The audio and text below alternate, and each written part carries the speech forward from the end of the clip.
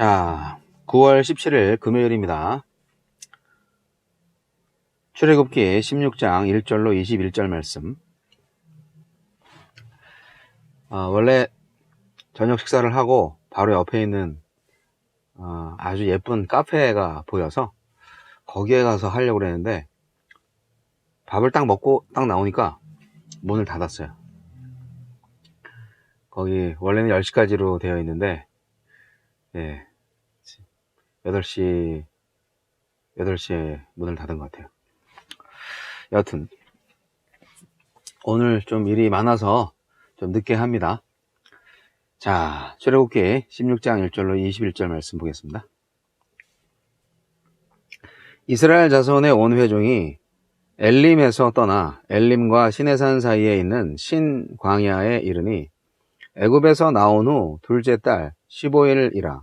이스라엘 자손 온 회중이 그 광야에서 모세와 아론을 원망하여 이스라엘 자손이 그들에게 이르되 우리가 애굽 땅에서 고기 가마 곁에 앉아 있던 때와 떡을 배불리 먹던 때에 여호와의 손에 죽었더라면 좋았을 것을 너희가 이 광야로 우리를 인도해 내어 이 온 회중이 주려 죽게 하는도다. 그때 여호와께서 모세에게 이르시되 보라, 내가 너희를 위하여 하늘에서 양식을 비같이 내리리니 백성이 나가서 일용할 것을 날마다 거둘 것이라. 이같이 하여 그들이 내 율법을 준행하나 아니하나 내가 시험하리라. 여섯째 날에는 그들이 그 거둔 것을 준비할지니 날마다 거두던 것에 갑절이 되리라. 모세와 아론이 온 이스라엘 자손에게 이르되 저녁이 되면 너희가 여호와께서 너희를 애굽 땅에서 인도하여 내셨음을 알 것이요 아침에는 너희가 여호와의 영광을 보리니 이는 여호와께서 너희가 자기를 향하여 원망함을 들으셨음이라. 우리가 누구이기에 너희가 우리에 대하여 원망하느냐? 모세가 또 이르되 여호와께서 저녁에는 너희에게 고기를 주어 먹이시고 아침에는 떡으로 배불리시리니 이는 여호와께서 자기를 향하여 너희가 원망하는 그 말을 들으셨음이라. 우리가 누구냐? 너희의 원망은 우리를 향하여 함이 아니요 여호와를 향하여 함이로다. 모세가 또 아론에게 이르되 이스라엘 자손의 온 회중에게 말하기를 여호와께 가까이 나오라. 여호와께서 너희의 원망함을 들으셨느니라 하라. 아론이 이스라엘 자손의 온 회중에게 말하매 그들이 광야를 바라보니 여호와의 영광이 구름 속에 나타나더라. 여호와께서 모세에게 말씀하여 이르시되 내가 이스라엘 자손의 원망함을 들었노라. 그들에게 말하여 이르기를 너희가 해질 때에는 고기를 먹고 아침에는 떡으로 배부르리니 내가 여호와 너희의 하나님인 줄 알리라 하라 하시니라. 저녁에는 메추라기가 와서 진에 덮이고 아침에는 이슬이 진 주위에 있더니 그 이슬이 마른 후에 광야 지면에 작고 둥글며 서리 같은 가는 것이 있는지라. 이스라엘 자손이 보고 그것이 무엇인지 알지 못하여 서로 이르되 이것이 무엇이냐 하니 모세가 그들에게 이르되 이는 여호와께서 너희에게 주어 먹게 하신 양식이라. 여호와께서 이같이 명령하시기를 너희 각 사람은 먹을 만큼 이것을 거둘지니 곧 너희 사람 수효대로 한 사람의 한 오멜씩 거두되 각 사람이 그의 장막에 있는 자들을 위하여 거둘지니라 하셨느니라. 이스라엘 자손이 그같이 하였더니 그 거둔 것이 많기도 하고 적기도 하나 오멜로 되어 본즉 많이 거둔 자도 남음이 없고 적게 거둔 자도 부족함이 없어 각 사람은 먹을 만큼만 거두었더라. 모세가 그들에게 이르기를 아무든지 아침까지 그것을 남겨두지 말라 하였으나 그들이 모세에게 순종하지 아니하고 더러는 아침까지 두었더니 벌레가 생기고 냄새가 난지라. 모세가 그들에게 노하니라. 무리가 아침마다 각 사람은 먹을 만큼만 거두었고 햇볕이 뜨겁게 쬐면 그것이 쓰러졌더라. 원망, 또 원망. 엘림을 떠나 뛴 광야에 이른 이스라엘 백성은 양식 때문에 또다시 하나님을 원망합니다. 하나님은 그들의 원망을 들으시고도 먹을 양식을 주겠다고 약속하십니다. 하나님은 어떤 분입니까? 우리의 필요를 아시고 공급하십니다. 이스라엘 백성을 애굽에서 구출하신 하나님이 그들을 광야에서 굶주려 죽게 하실 리 없습니다. 광야의 목적은 아무것도 없는 곳에서 새로운 양식으로 그들을 먹이시고 돌보시고 책임져 주시는 하나님만을 생존의 근원으로 여기도록 훈련하는 것입니다. 하느님은 이스라엘 백성들이 광야에서 매일 만나를 거두되 필요한 양만큼만 거두게 하심으로 욕심을 절제하고 하느님을 철저히 신뢰하게 하셨습니다. 지금까지 나를 돌보신 하느님의 은혜를 기억하고 감사하며 하느님의 돌보심을 신뢰하십시오. 예수님이 가르쳐 주신 기도대로 일용할 양식의 은혜를 구하며 오늘을 시작하십시오. 우리의 모든 말들을 들으시는 하나님, 우리가 찬양하고 기도하는 소리뿐 아니라 불신하고 원망하는 소리도 들으시는 하나님. 이스라엘 백성이 모세를 원망하는 듯 보였지만 실상은 하나님을 불신하고 원망하고 있었습니다. 우리의 말은 하나님을 향한 우리의 믿음과 마음을 드러냅니다. 하나님이 듣고 계시다는 사실을 생각하면서 하나님이 들으시기에 합당한 말, 하나님이 기뻐하실 말만 해야 하겠습니다. 우리에게 주시는 교훈은 무엇입니까? 새로운 삶에 따르는 전통 때문에 옛 삶으로 돌아가서는 안 됩니다. 이스라엘 백성은 애굽에서 가져온 양식이 다 떨어지고 배가 고파지니까 애굽 생활을 그리워합니다. 몸은 애굽에서 나와서 자유를 얻었지만 정신은 아직 애굽의 노예로 머물러 있었습니다. 예수님을 믿음으로 생기는 새로운 고통들이 있지만 불편함들이죠. 우리가 예수님 때문에 받게 될 영광에 비하면 그런 고통, 불편함은 아무것도 아닙니다. 구습을 따르는 옛사람을 벗어버리고 새 사람을 입어야 합니다. 아침까지 만나를 남겨두지 말라고 명령하셨는데 백성들은 듣지 않았습니다. 이스라엘 백성들은 여전히 하나님이 아니라 이 만나가 목숨을 유지시켜준다고 믿고 있었고 날마다 이런 음식을 주신다는 말씀도 믿지 않은 것입니다. 하나님이 아닌 두둑한 소유가 우리의 안전한 미래를 보장해 줄 수 없습니다. 하나님을 신뢰하고 말씀에 순종함으로 하나님의 은혜를 누리며 살게 하소서. 네, 오늘 말씀 제목이 재밌잖아요. 원망 또 원망. 노래 가사 같기도 하고. 충격적인 말씀이 이 앞부분에 있어요. 이스라엘 자손이 모세와 아론을 원망하면서 이렇게 말했다잖아요. 3절, 4절에. 3절이군요. 이스라엘 자손이 그들에게 이르되 우리가 애굽 땅에서 고기가마 곁에 앉아있던 때와 떡을 배불리 먹던 때에 여호와의 손에 죽었더라면 좋았을 것을. 너희가 이 광야로 우리를 인도해내서 이 온 회중이 두려 죽게 하는도다. 이 말이 됩니까? 참 배은 망덕도 유분수지. 살려달라고 할 땐 언제고 노예 생활을 너무너무 그리워하는 거예요. 노예로 죽는 게 낫다 이렇게 말하는 거잖아요. 이런 민족을 왜 하나님이 사랑하셔서 이들을 구원하셨을지 도대체 이해가 안 되네. 하여간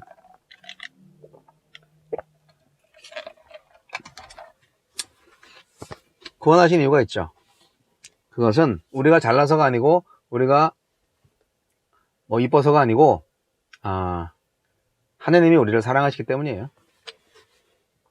그 밖에는 다른 게 없어요. 왜 사랑하시는지요? 그거 어떻게 알아요? 하나님이 사랑하신다니까 사랑하는 거지. 사랑에 조건이 있습니까? 하나님이 사랑하신다니까 사랑하시는 거죠. 왜 사랑하냐뇨? 그냥 사랑하시는 거죠. 어떻게 알겠어요? 사랑에는 조건이 없어요.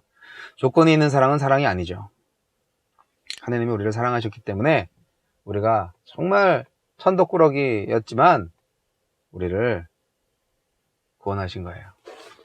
자기 독생자 예수 그리스도를 죽이시면서까지 말이죠. 자, 홍해를 지나서 광야로 오니까 아이고 이게 바로 뭐 적과 꿀이 흐르는 땅에서 호의호식하면서 이게 살 줄 알았나요? 광야에 그 시련이 기다리고 있었어요. 열재앙으로 애굽의 신들이 심판을 당했죠. 그거 뭐 다 하느님의 권능이었죠. 그런데 간신히 오아시스를 만났어요. 광야에서 막 길을 가다가. 그런데 거기에서 단물이 아니라 쓴물이 나와서 못 먹게 됐어요. 난처하죠. 그거 일부러 하신 거죠. 하나님께서 이스라엘 백성들을 테스트하시는 거예요. 여러분, 하나님은 왜 이런 여정을 준비하셨을까요? 애굽이 심판을 받은 것은 맞아요. 그러나 애굽에서 탈출을 했지만 애굽에서 살던 그 생활 문화는 아직 가지고 있어요. 애굽에서 살았던 생활 방식을 그대로 가지고 있어요. 애굽의 마음, 애굽의 정신에서 빠져나오지 못한 거예요. 하느님의 백성, 하느님의 나라의 마인드로 다시 리셋되어야 하는데 그렇게 셋업이 안 되는 거예요. 아직 노예 생활에 그 문화에 젖어 있는 거죠. 그래서 3일 동안 찬양하다가 이제 불평불만으로 바뀌었잖아요. 하나님한테 실망하고. 그래서 결국 그 고기 타령을 하니까 하나님이 고기를 주시네요. 네. 만나와 메추라기를 주시죠. 여러분, 우리 하나님 정말 좋으신 분이에요. 우리의 모든 어리광, 우리의 모든 원망 이런 걸 다 받아주시는 하나님. 홍해를 잠잠케 하셨던 하나님이, 쓴물을 단물로 변하게 하신 하나님이 결국 만나를 주십니다. 만나를 주십니다.